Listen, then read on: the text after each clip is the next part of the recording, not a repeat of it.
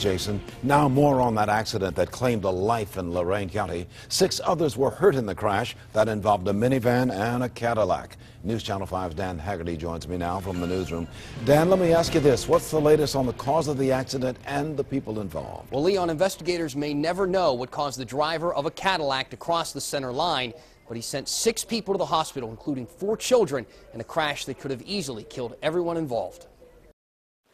When Route 20 heads into Oberlin, it goes from a 65-mile-per-hour highway to a 2-lane road. This Cadillac was headed westbound when it crossed the double lines. The witness did state that the Cadillac did go left to center and struck the van. The driver of the Cadillac died at the scene, and from the looks of the minivan, it was amazing anyone inside survived. The vehicles hit head-on. Children in the van, a total of 6 occupants, and the driver of the van was the only one that was life-flighted. Everyone inside the van went to the hospital, and despite the driver's side cab looking like this, the man behind the wheel is expected to live. Non-fatal injuries, so he's going to be okay. He was injured, but we expect him to make it. Troopers at the scene marked off the crash and conducted an investigation. They closed both lanes for more than an hour, but they already knew what happened here.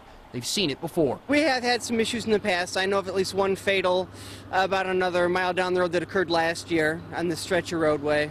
And we do have units patrolling this area every day. But those patrol cars and rumble strips under the yellow paint weren't enough to stop this crash from happening.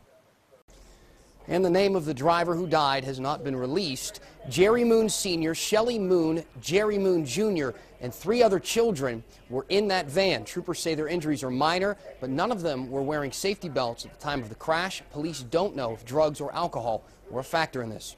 Reporting live tonight, I'm Dan Haggerty, News Channel 5.